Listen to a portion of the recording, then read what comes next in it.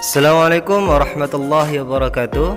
Berjumpa lagi dengan Ustadz dalam mata pelajaran Akidah Akhlak, yang mana pada kesempatan kali ini kita akan membahas tentang perilaku berilmu. Nah, sebelum Ustadz menjelaskan berkaitan tentang perilaku berilmu, maka sebaiknya kita awali pembelajaran kita dengan membaca basmalah. Bismillahirrahmanirrahim.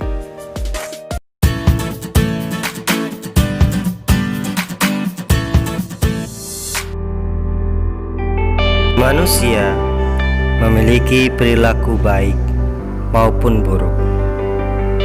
Perilaku baik disebut dengan akhlak mahmudah, sifat-sifat terpuji. Sedangkan perilaku yang buruk disebut akhlak mazmumah, sifat-sifat tercela.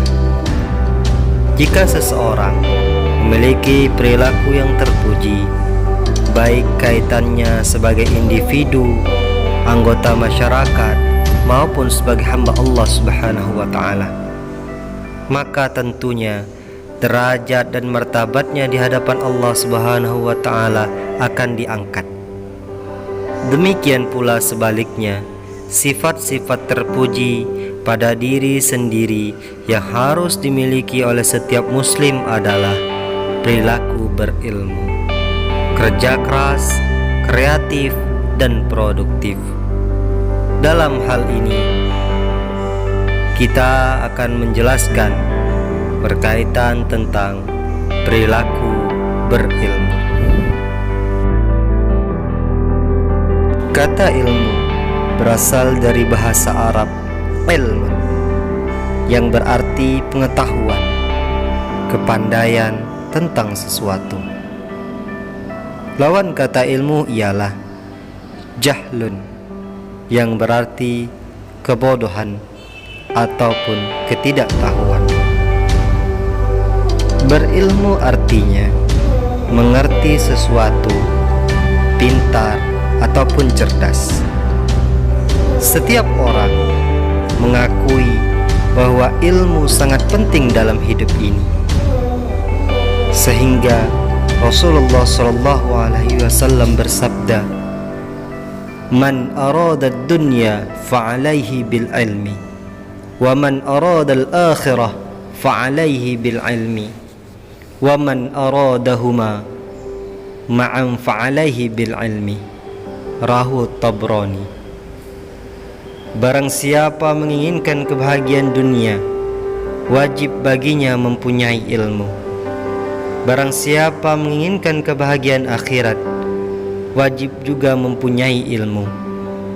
Barang siapa menginginkan kebahagiaan keduanya, yakni kebahagiaan dunia dan kebahagiaan akhirat, wajib baginya mempunyai ilmu. Hadis riwayat Tabrani. Oleh sebab itu, setiap muslim harus menyadari betapa pentingnya ilmu. Manusia dapat dikelompokkan menjadi 4 golongan. Yang pertama, orang yang tahu dan tahu bahwa dirinya tahu. Orang yang pertama ini ialah orang yang pandai ataupun orang yang berilmu dan dapat memanfaatkan ilmunya.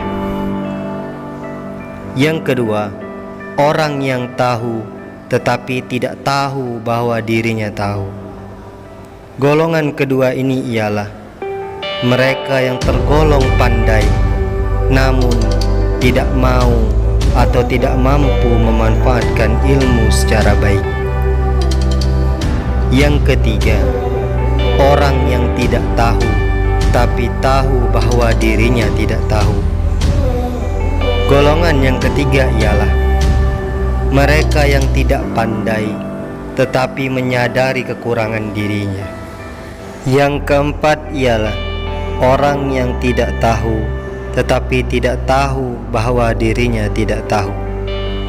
Golongan keempat ialah mereka yang tidak pandai ataupun bisa dikatakan bodoh namun tidak menyadari kekurangannya.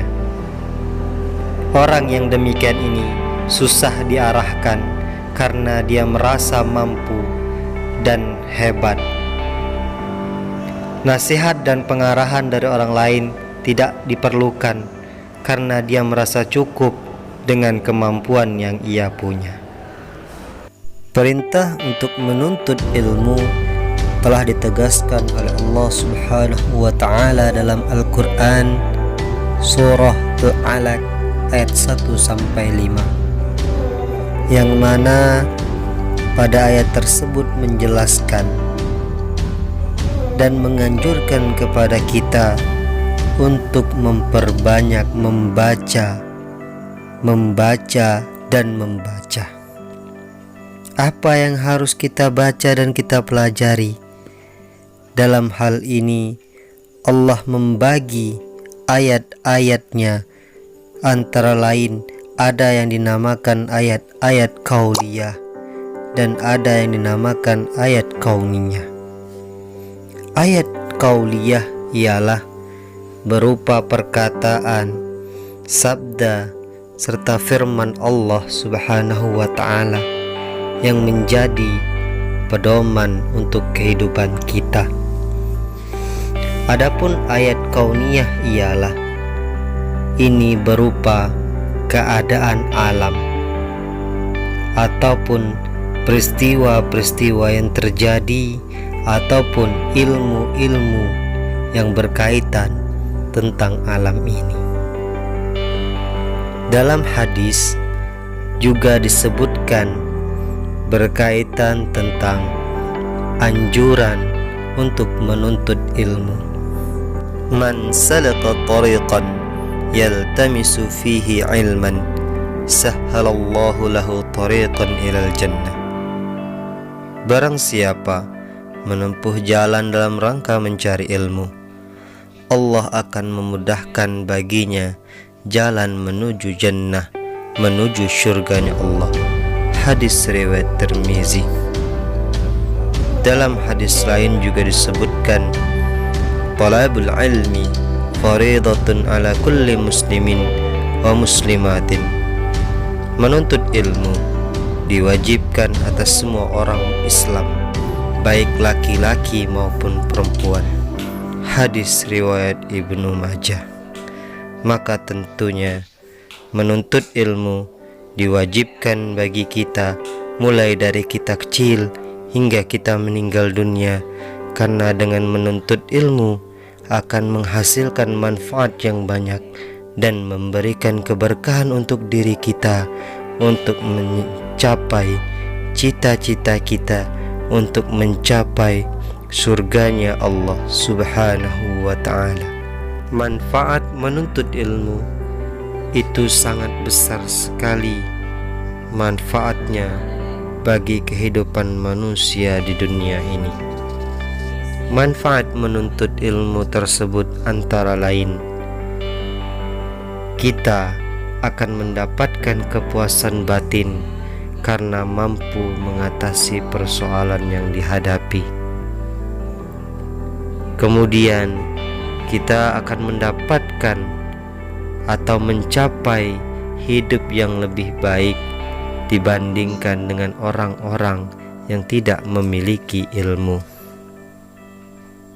Kita juga dapat melaksanakan ajaran agama secara benar serta memperoleh pahala di sisi Allah Subhanahu wa ta'ala, dan derajat kita pun akan diangkat oleh Allah Subhanahu wa ta'ala sebagaimana firman Allah dalam Al-Quran, yarfa'illahu alladhina amanu minkum walladhina utul ilma darajat. Nescaya Allah akan meninggikan orang-orang yang beriman di antara kamu dan orang-orang yang berilmu pengetahuan beberapa derajat. Surah Al-Mujadilah ayat 11.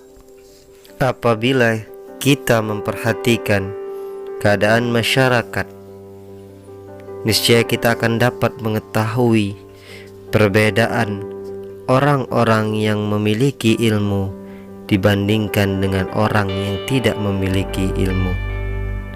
Secara garis besar, sikap orang yang berilmu dan mencintai ilmu antara lain ialah dia akan memiliki kerendahan hati. Setiap amal perbuatannya akan dilihat baik buruknya.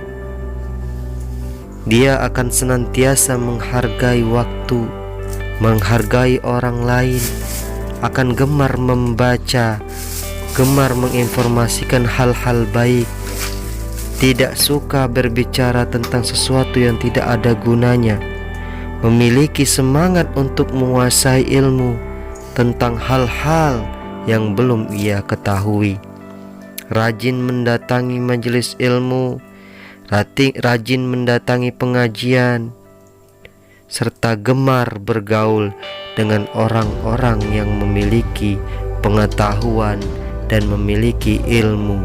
Untuk apa? Untuk menambah keilmuan yang ia punya.